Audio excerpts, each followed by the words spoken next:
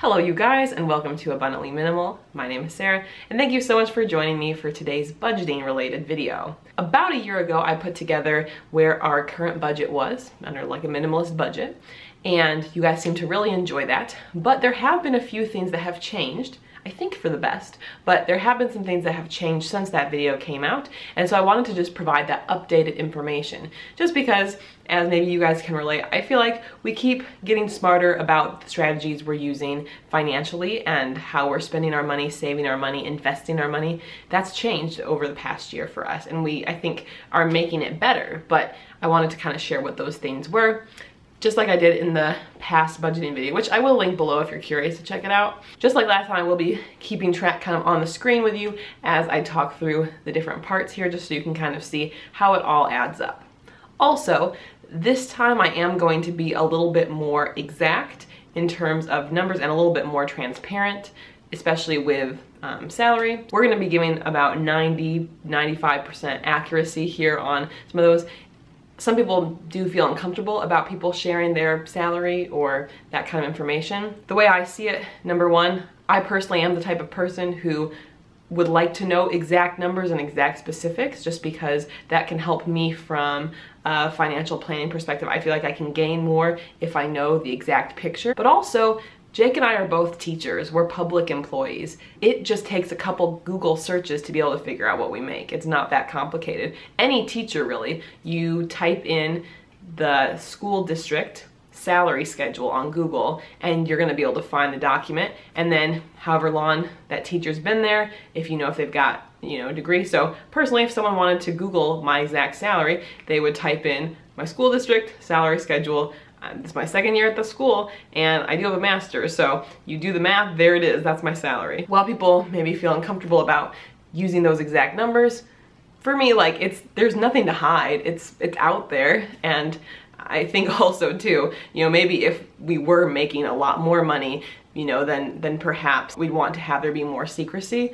But my school district, I enjoy working there and it's a good fit for me, at least at this point in my life. But it's a moderately paying district in the area we're at, but it's definitely not like the best place you can go. And then Jake's district, well, he enjoys working there a lot, definitely lower paying district. We are in Illinois, so the state of Illinois actually is one of the best places to be a teacher, but neither one of us are, making bank as a teacher. So those are my disclaimers, but we're gonna go ahead and get into it at this time. First, I'm gonna talk about the money that we're bringing in, just because that's our starting point. So combined right now, kind of the slightly lower estimate of where things are currently at is from our teaching salaries combined per month. Take-home pay after taxes is around $4,800. Again, that's for combined. And that should be going up a bit, just because with my school, I have my master's degree, but they don't let you put those into effect until October is when they adjust the lane changes. So I'm still not quite getting paid what I should be, but for now we're at about $4,800 per month. Also, in addition to our teaching salaries, I also run my two businesses, Abundantly Minimal and Mr. and Mrs. Social Studies. So with those, they are both very flexible income. Some months are better than others, but currently we're looking at between $300 and $500 per month. It really depends a lot on what's happening that month. If I have a really good month on YouTube and there are some really successful videos that do well, the revenue is higher. Certain months, like when my cookbook came out, that was a much higher month. With August, this past month, was really successful with back to school shopping in our teacher store, but I don't anticipate all the months to look like that. So it's definitely tough because there's ups and downs. On the low end, it does usually net at least $300 between the two per month. So I'm incorporating that in our budget just because I can generally count on at least that amount of money between the two businesses. So total, what we're bringing in currently is $5,100 per month. Now, with that in mind, again, that's like our minimum point. I do hope that both businesses continue growing this year, and I put in a lot of hours here at home to try to make that happen, but that's where we're at currently, where I can count on that amount of money. Now let's talk about ways that we are spending. One of the biggest differences you might notice if you remembered watching last year's video is last year we were talking a lot about, rent and the other utilities and that kind of thing, but we've really focused on updating what money we have automatically going to different things. I think that's one of the best things that can be done. If there is extra money that you're saving, try to have that money automatically come out of your paycheck and go where it needs to go. It eliminates the temptation of you spending it, and it also means that it can just help you not even have to think about it. It's effortless. So when you set up these automatic transfers to go into different accounts, it can just make your financial situation so much easier to save, invest, whatever it is. First, I'll get to the bills. We are currently paying $750 in rent.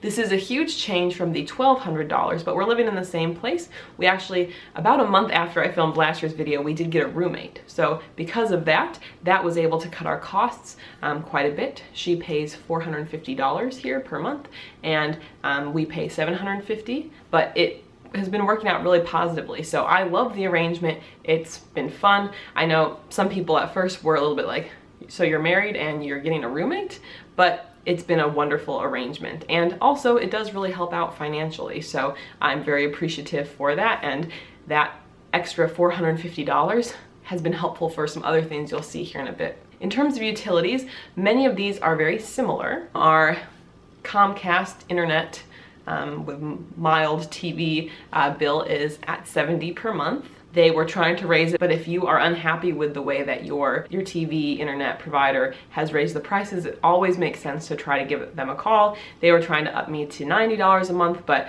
through some calling and conversation, we were able to get costs back to where they had been. So that was cool. Phones we're looking at about $45 per month. Our electricity bill does vary. Most months it's between $30 and $40. However, over the summer, it has been about $100 because of running the air conditioner. So that's unfortunate. That's something that's been late June, July, August, probably a little bit of September. So I'm not really thinking about it from that higher number perspective right now, just because it's not a common thing that's going to keep happening. But just as it's warmer, we have been running, we've got these portable air conditioning units, not central air, but portable units that we use. But otherwise, we are pretty eco-friendly here, and the apartment complex does cover things like water, cooking gas, heat, are all provided by the complex within the rent. So those are some charges we don't have to pay. Also trash, I don't think I mentioned. For gas, our cost actually went down from about $150 per month to now roughly $100 per month. The main reason is because I mostly carpool these days, and I love it. And I know on my teaching channel, I'll link that below if you're interested, I was talking about some of the benefits of carpooling, especially for teachers, but probably there's a lot of other jobs that would benefit from it. But that has been a really great benefit as well financially, just because I'm not putting the miles on my car, and my car is already up there in miles.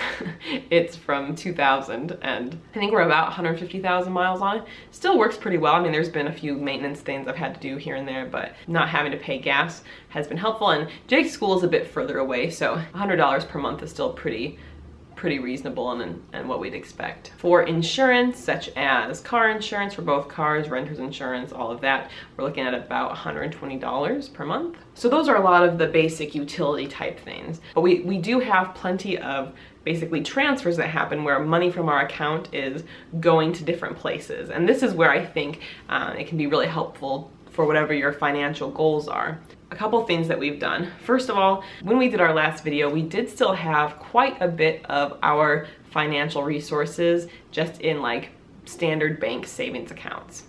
That's fine. That is one of my big money mistakes. I wish I hadn't just kept it in one of those. We have switched over to a high yield savings account. The one we chose is through Discover, with the company, with the credit card, but our account's just a bank account, not a credit card. There are also many others though, so you can definitely find one if you just search for high yield savings accounts. With these savings accounts, it works just like a regular savings account at a brick and mortar bank, but your interest rate is so much higher. For example, our current interest rate is 1.78%, which still doesn't sound like a lot, but we have seen huge amounts of interest. Just for context here, we did create an emergency fund this year. We have a $10,000 emergency fund, and we keep that in our Discover savings account. Ideally, that money there just isn't touched. It doesn't do anything. It just is there if we need it, if there's an emergency, and it can cover living expenses for, you know, several months. Or if there's like a medical issue or a car issue, something big that happens that, you know, we can't cover for with just like our everyday checking account, whatever money, then that's there. So the idea is you don't touch it, but we did officially create one this year, $10,000. Fully funded that back in March, I want to say, of this year. And since March, so now it's September when I'm filming this, in that short time period, we've already made almost $100 of interest on that account.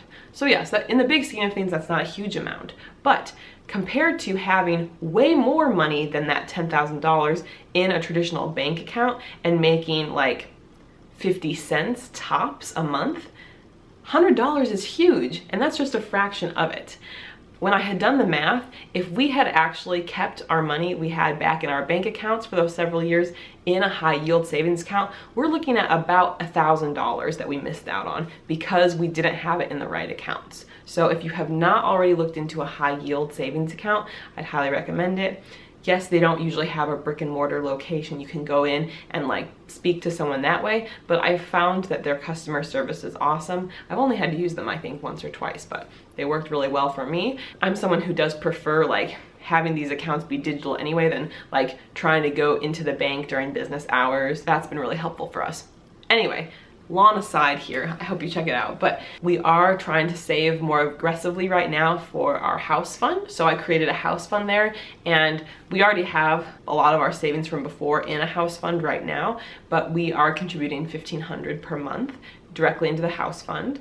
We are hoping to buy a house, ideally actually this winter sometime. Apparently for starter homes, winter is the most affordable time to buy, so that's what we're gonna be looking for. And yeah, it's definitely been a journey so far, kind of looking at options and thinking about what exactly we want and what is essential. Anyway, that's on the radar. I'm sure there will be a video related to house stuff at some point, but we're trying to do that, so that's about $1,500 per month. And there's roughly $2,000 per month that is going into several things related to our retirement accounts and investing. So we finally have gotten our act together and are doing more investing than we were before, which is awesome. Investing in index funds that are heavily diversified, low fees. And we've got the money going in every 2 weeks, just so it's spread out. You know, there are different spikes and valleys, but the idea is that you're in it for the long game. So that money hopefully will be left there, stay there. Over time it will compound. If there are corrections or dips in the market, patience, we'll be able to recover later on. That money, it's there, we're not gonna be touching it. So we've got every other week contributions there, as well as then making sure we are fully funding our Roth IRA retirement accounts, which are going to be a really nice supplement to our teacher retirement system that we have here in Illinois, especially since there's always talk about if it's going to be cut, like how is that going to play out? And honestly, we're gonna be retiring in like 30 years. So, you know, that's not really something, who knows what it's gonna be like at that time. Definitely important for us to be fully funding these Roth IRAs that we can use as supplement. That is all of the expenses that we have. Obviously, it's the mix of the bills and regular expenses, but also then these places where we're just spending our money to be more proactive and help us reach our financial goals. Altogether, when we do the math, those expenses per month add up to $4,625. Therefore, when we do the math to figure out what's left, it is $5,100 minus $4,625, meaning there's about $475 left. Now, the main category that I did not include was food. Now, if you've been around here for a while, you know that I love food. I'm technically a plant-based chef. I used to do cooking workshops where I used to work twice a week. I wrote the cookbook. I love cooking. I love grocery shopping. I love trying the new vegan product. So for me, food is definitely like a big passion and a big part of life.